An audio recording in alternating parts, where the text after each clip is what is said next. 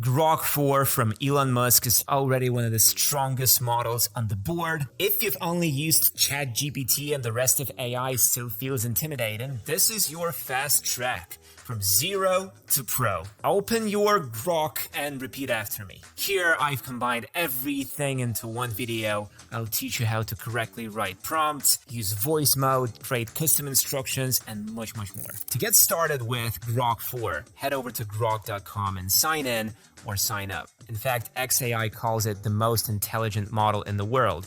Bold claim, but they backed it by training Grok 4 to use tools natively like a web browser or code interpreter whenever it needs them. We'll see all that in action as we go. Now, if you don't pay for the subscription, you will still get access to the Grok 4, but you'll only get limited features, so to get the full advantage, I recommend getting a $30 a month subscription. Then you'll have no cap on messages and get all the new features on day one. After you reach the limit of free responses, Grok will switch to the Grok 3 model. It's smart and fast, but not as capable as Grok 4, but you definitely feel this change in the quality of responses, so the subscription is the way to go here. Grok looks a lot like its peers at first glance.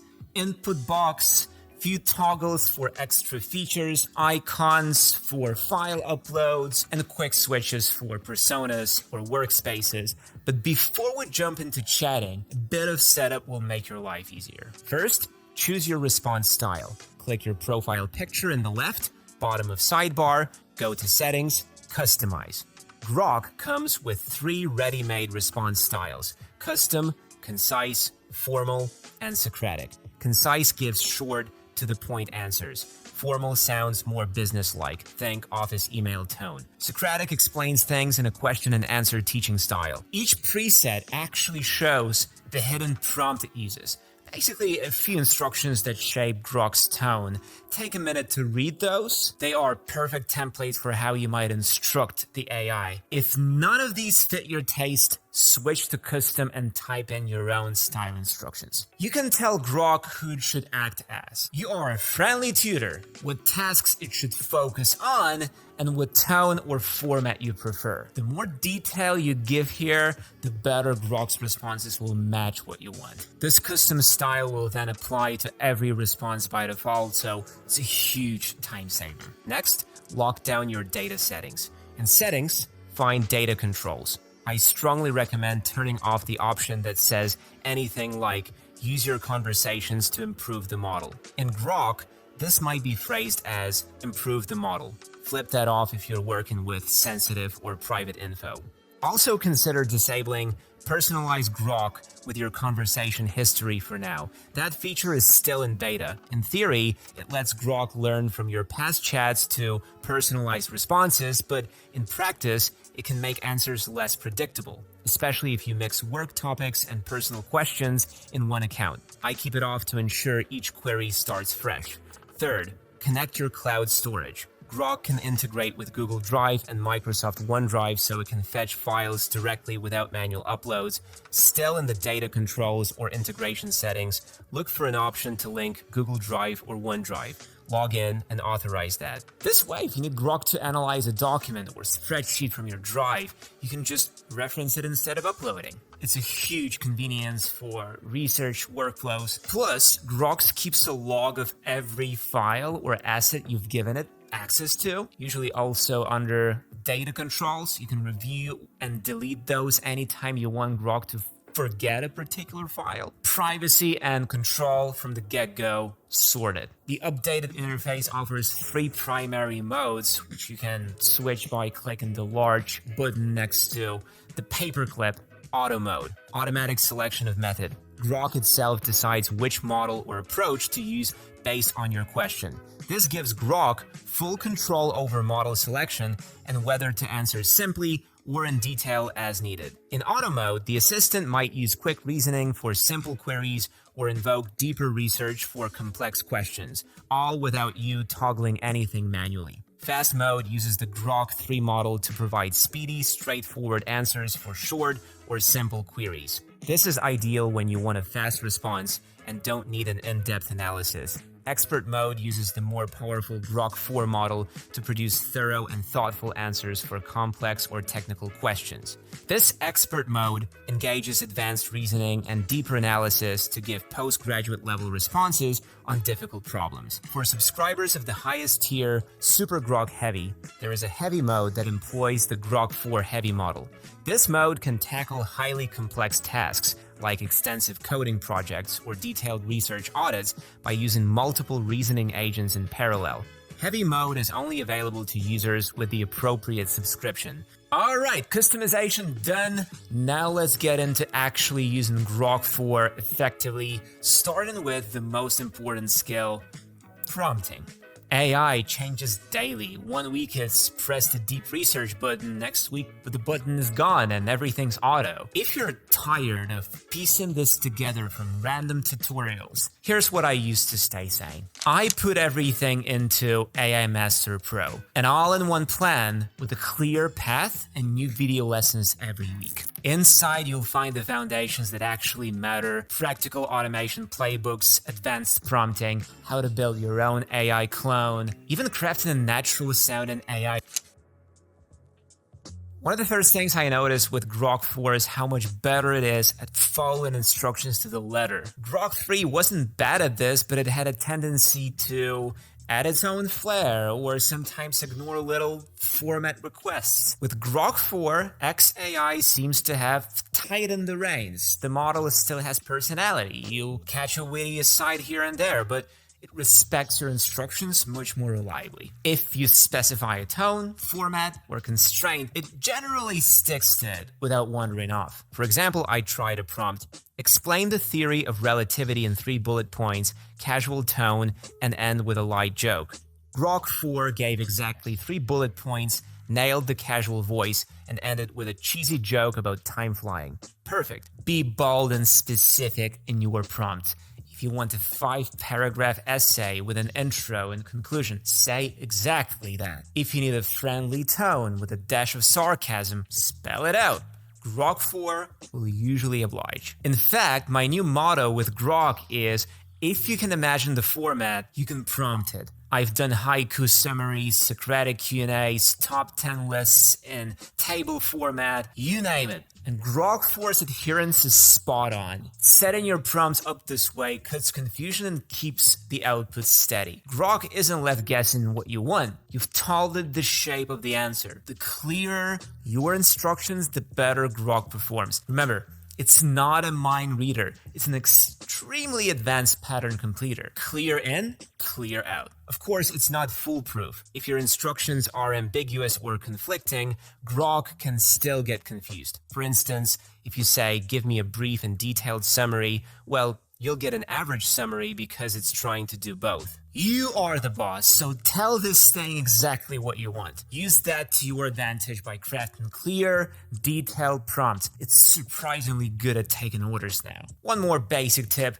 drop the fluff in your prompt. No need for please, maybe, could you, or long apologies to the AI. It's polite, sure, but those extra words just add noise. A straight command like summarize this article in 2 paragraphs is much cleaner and leaves less to chance. You're not being rude to a human. You're given precise instructions to a tool.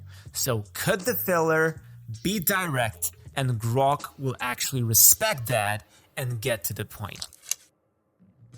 Once you've got the basics, it's time to level up your prompting for more complex tasks. Grok 4 excels when you feed it rich context and break tasks into manageable steps. Don't be shy about giving it more background and guidance than you might give ChatGPT. Grok will use it. Add specific context about you or the scenario. The more Grok knows about your end goal or audience, the better it can tailor its answer. For example, instead of just asking, explain photosynthesis, you'd do better to say, I am a 10th grade biology teacher. Explain photosynthesis in a fun way I can present to my class in about 200 words.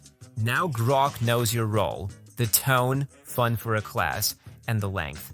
it's far more likely to nail the answer on the first try. In fact, you can literally prompt with a mini bio or scenario, I am a high school student who needs a short outline on gut microbiome research, or I want a 500-word funny story about space travel.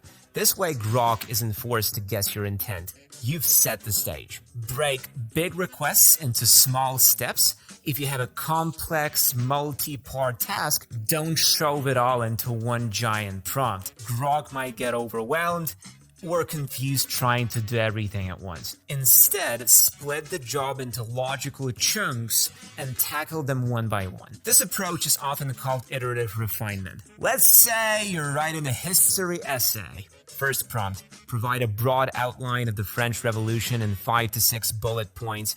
Wait for my feedback. Grok gives you a bullet list of key events. Then you follow up with, great, now expand each bullet into a paragraph with key dates and events. Aim 100 words per paragraph. Boom, you get a multi-paragraph detailed draft. Doing it step by step helps Grok focus and ensures it doesn't choke on a wall of instructions. Structure first, full draft next. By nudging Grok along in stages, you maintain control over the content and depth at each step. You can even tell Grok in one prompt to follow steps in sequence and pause for your approval. Step 1, make an outline, then stop. Step 2, wait for me to review, then proceed with writing each section. Just be sure to phrase it clearly, like, after these edits, proceed with the next step so Grok knows to pause. Provide examples for it to mimic. Grok 4 is multimodal and pretty good at style mimicry. If you want output in a very particular style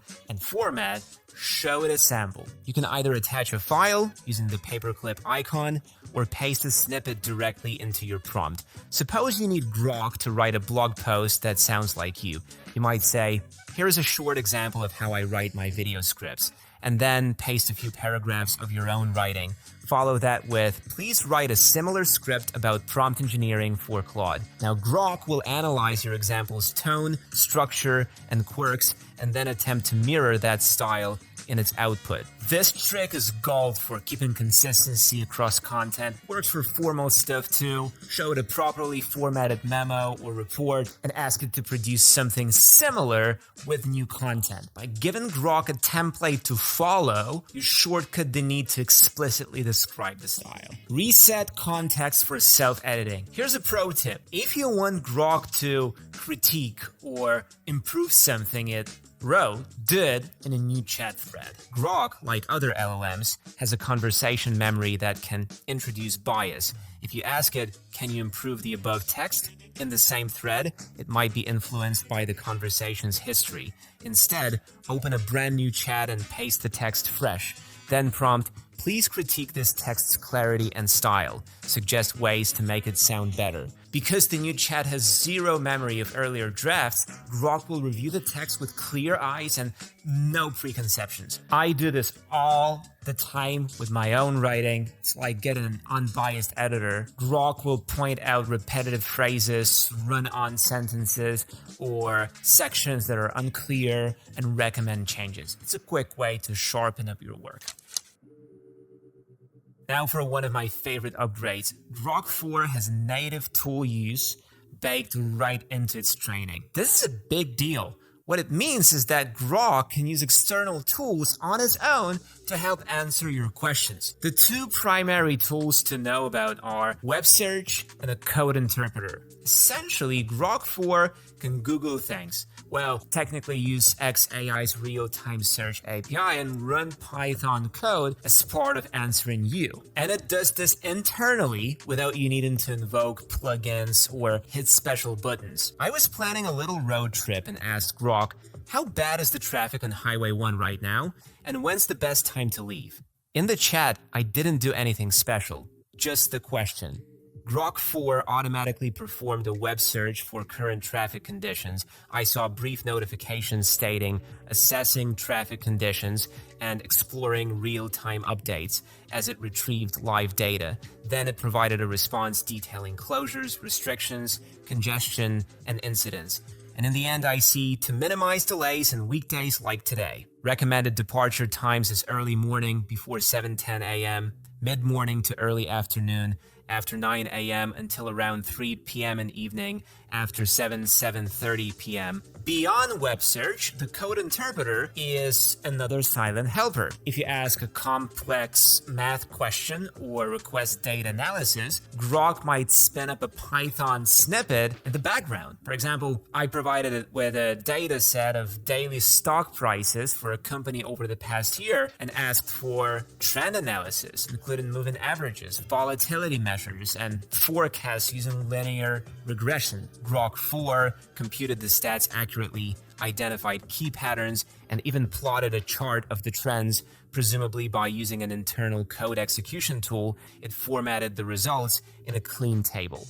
This hints that under the hood, Grok 4 ran some code to ensure accuracy. Musk had the model run code to crunch benchmarks and even assist in video game development scenarios on the fly. So yes, Grok 4 can produce simple charts or images by code if needed. Just ask what you need, plainly. Grok 4 will decide if a tool is needed, but you can also encourage tool use. For instance, if you want a well-researched answer with sources, you might say, use real-time web search to find the latest info on X and give me a summary with references. This nudges Grok to do a deeper search. In most cases, though, it's not necessary to mention if your query obviously requires fresh data, like today's news or latest stock price.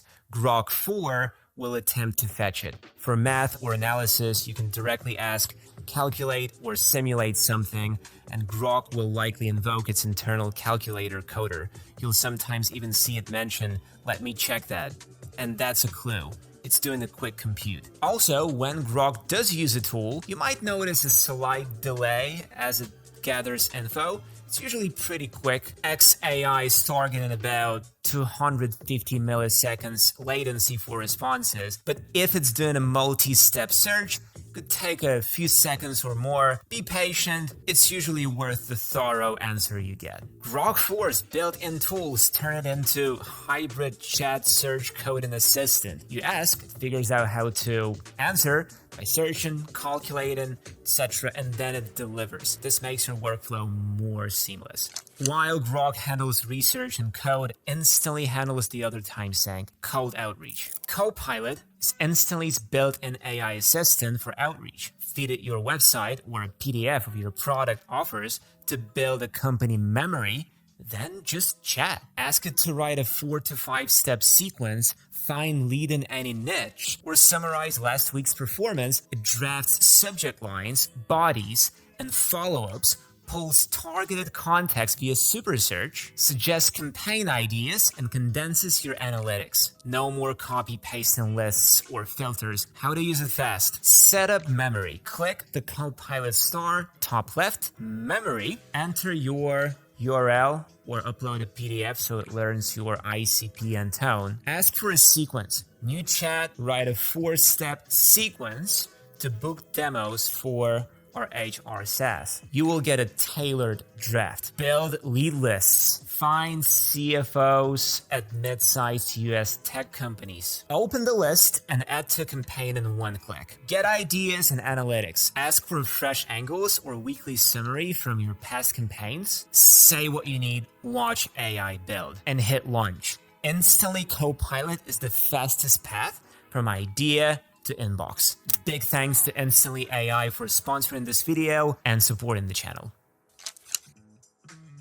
One of the flashiest new features of Grok 4 is the upgraded voice mode. If you've used the new ChatGPT voice, you know how convenient it is to talk to your AI instead of typing. Grok had a basic voice chat in earlier versions, but voice mode 2.0 is a whole new ballgame. It's smoother, more responsive, and a lot smarter.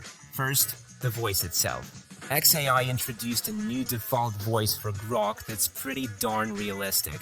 In the chat window, there's a voice mode toggle. Activate that and just start speaking. There's practically no delay. You can ask, what's a good recipe for pad thai? And it starts answering in about a second, talking through the steps. Grok 4 also gives you multiple voice options, essentially different actors that can speak for Grok.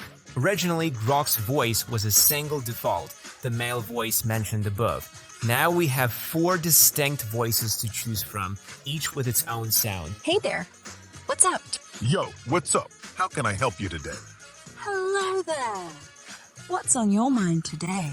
Grok 4's voice mode offers multiple personality settings that you can toggle for different scenarios. Storyteller, romantic, dark, motivational, argumentative, conspiracy, etc. Even 18 plus modes like sexy and unhinged mode. One user had Grok's unhinged persona scream inhumanly for 30 seconds and call them names. It's the full crazy, not safe for work experience. In essence, you feel like you're talking to the AI version of the Splint movie. And weirdly, that's exactly what makes it fun. And get this, Grok can now see through your camera during voice chats. This essentially turns Grok into a voice-guided, multimodal assistant. In voice mode, you'll see a camera icon. Tap it to enable Grok Vision. Then point your camera at whatever you want Grok to see. Grok will analyze the scene or text in real time and describe or answer questions about it. For example, if you ask Grok, what does this error mean, while showing an error message on your PC screen, Grok will read the text, OCR, and explain the issue. A 404 error means the requested URL was not found on the server. This typically happens when the page has been moved, deleted, or the URL is incorrect.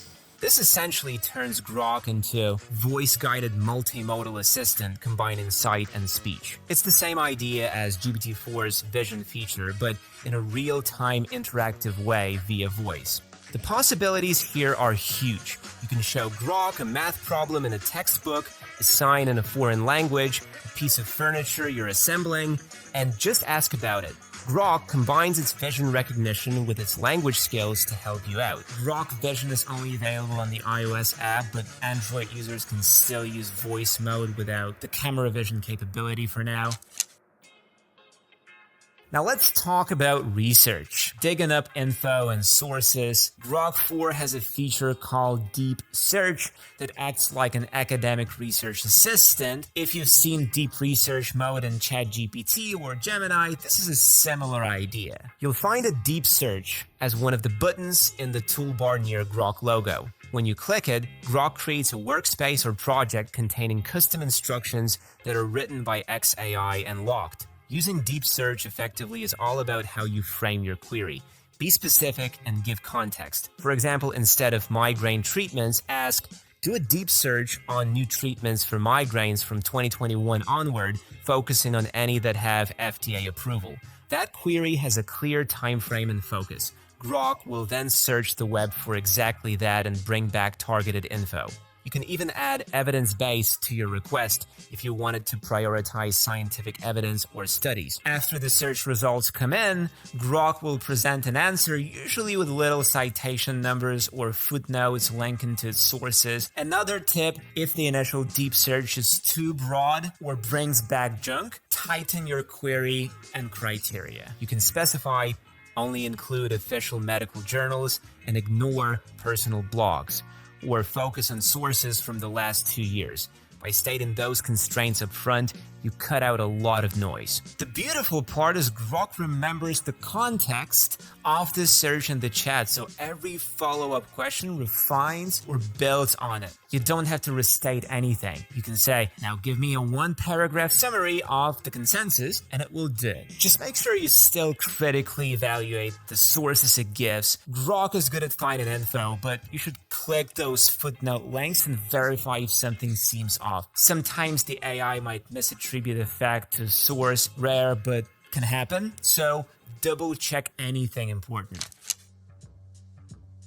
This is a feature that makes Grok 4 feel much more personal and context-aware, persistent memory, and custom workspaces. In earlier versions, Grok, like most chatbots, would forget everything once the conversation ended, unless you manually copy-pasted context over. Now, Grok 4 has an optional memory system that can remember past conversations and preferences, and workspaces that let you organize your AI life. It's like giving Grok a bit of long-term memory and a filing cabinet. By default, Grok 4 will remember what you've told it in previous chats if you have this feature turned on. XAI rolled this out as a beta where Grok personalizes responses over time. For instance, if before you mentioned to Grok that you're a vegetarian and you have memory enabled, then today you could ask, recommend me a dinner recipe, and Grok might recall, oh yeah, you don't eat meat, and give you a vegetarian recipe without you having to repeat that fact. It's pretty cool when it works.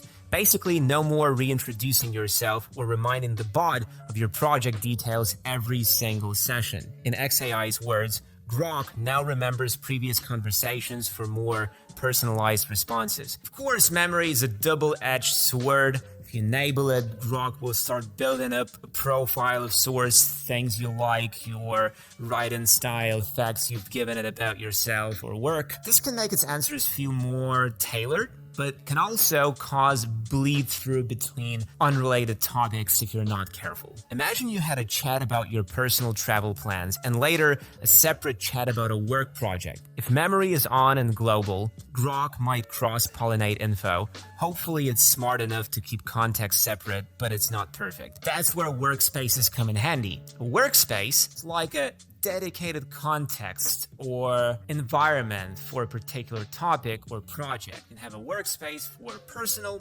another for work project A, another for learning Spanish, whatever you want. Each workspace groups related chats, any files you've uploaded for that topic, and even custom instructions for that workspace. It's so much better than juggling everything in one big thread or having to clear context all the time. For example, I have a coding helper workspace where I attach code files and have a system instruction like, you are a helpful coding assistant. I only put programming questions there. Then I have a blog writing workspace with an instruction, you help me write in a friendly tone, etc.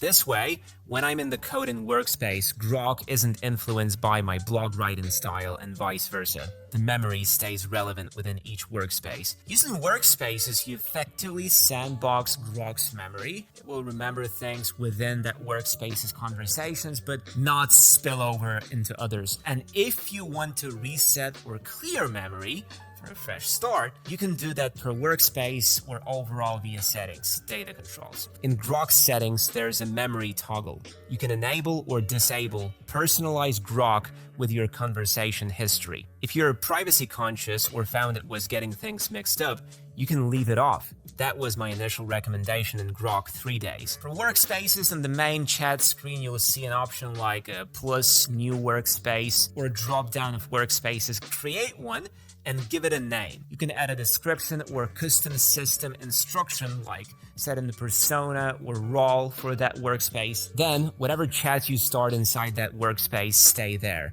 You can upload files to a workspace like PDFs, images, CSVs, and they'll be accessible in that context without re-uploading every time. For example, in a research project workspace, you might upload 5 PDFs of research papers.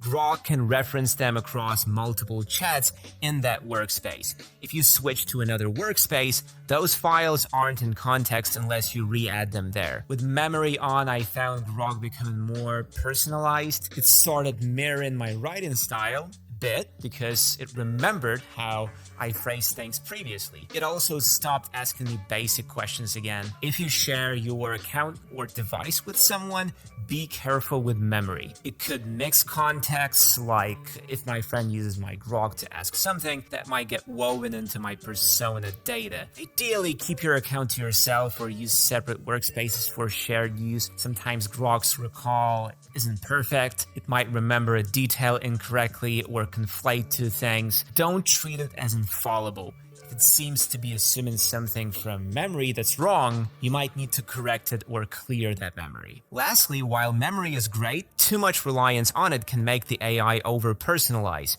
If you want an objective take or a fresh perspective, you might want to turn memory off or use a fresh workspace so it doesn't just echo your past preferences. It's like how your YouTube recommendations get skewed. Sometimes you want to step out of the bubble. Overall, memory and workspaces make Grok 4 a lot more user-friendly for ongoing use. It starts to feel less like a session-bound chatbot and more like a persistent assistant or coworker who knows your project. Use memory to reduce repetition and use workspaces to keep things organized. It's the best of both worlds, continuity and separation when needed. In the chat interface, you probably noticed a menu or buttons for personas. These are one-click ways to change Grok's behavior or role. For instance, you might have personas like doctor, loyal friend, companion, etc. When you select one, Grok will immediately start responding as that persona, meaning it will take on the tone and knowledge domain of that specialty. This can be incredibly useful if you're asking a medical question. Switching to the doctor persona will make Grok give more clinical, fact-focused answers and avoid wacky speculation. If you want homework help, this persona might make it more terse and technical. You can also create custom personas manually by prompting "act as an expert in something." Grok's persona feature basically saves you a step. It limits the AI's style and knowledge to the relevant domain, which often yields more factual and on-point answers. For example, if I switch to a doc persona and ask about health, Grok will frame the answer like doc advice with appropriate caveats, rather than a generic answer. And if you change personas mid-chat, Grok will immediately shift tone and phrasing to match the new role. So personas are your friend. For those willing to shell out for the Grok Super Grok heavy tier, there's an advanced version of Grok 4 that runs multiple AI agents in parallel to tackle a problem. Think of it as Grok cloning itself 8 or 16 times and forming a study group where all the clones compare answers and pick the best one. The result is more reliable solutions on really hard tasks at the cost of a bit more processing time and $300 a month price tag for heavy users. Ultimately, the tech is only as good as how you wield it. Grok 4, with all its bells and whistles, invites you to be creative. Try things out, push its limits, combine features in novel ways. If this helped, join AI Master Pro for weekly lessons, built-in tools to turn AI into outcomes. Up to 50% off for a year plan, link below. Happy grokking, and I'll catch you in the next one.